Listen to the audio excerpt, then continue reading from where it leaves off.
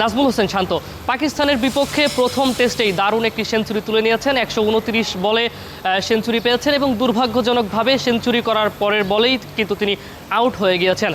সকালে শুরুতেই যখন ১২ ওভারে ৩৭ রানে বাংলাদেশ দুটি উইকেট হারিয়ে বিপর্যয়ে পড়েছিল, ঠিক সেই সময় নাজমুল হোসেন শান্ত তিনি অধিনায়ক হিসেবে দলকে সামনে থেকে নেতৃত্ব দিয়েছেন। ঠিক ওই সময়টাতে মমিনুল হক নাজমুল হোসেন শান্তকে দারুণভাবে তিনি সঙ্গ দিয়েছেন মাঠে এবং শেষ পর্যন্ত মমিনুল হকই কিন্তু নাজমুল হোসেন শান্তর সাথে তিনি ক্রিজে ছিলেন এবং দারুণভাবে নাজমুল হোসেন শান্তকে নেতৃত্ব দিয়েছেন।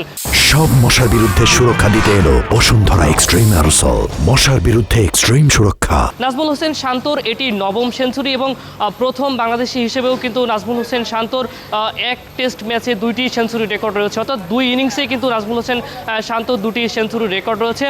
সবশেষ যে ম্যাচগুলো নাজমুল হোসেন শান্ত খেলেছিলেন, তিনি সবশেষ 9টি টেস্ট ম্যাচের ভিতরে 4টিতেই কিন্তু তিনি সেঞ্চুরি করেছিলেন এবং ওয়ানডে ম্যাচেও কিন্তু তিনি দারুণ শেপে রয়েছেন, দারুণ খেলছেন।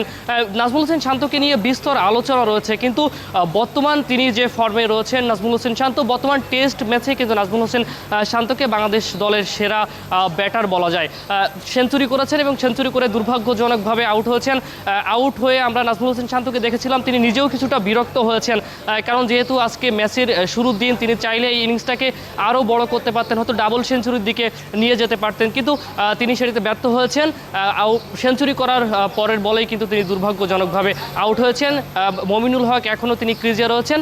নিশ্চিতভাবে মমিনুল হক চাইবেন যে তিনি এই ইনিংসটি বড় করবার এবং বাংলাদেশের যে স্কোরবোর্ড রয়েছে সেই স্কোরবোর্ডটিকে আরও সামনের দিকে নিয়ে যাওয়ার।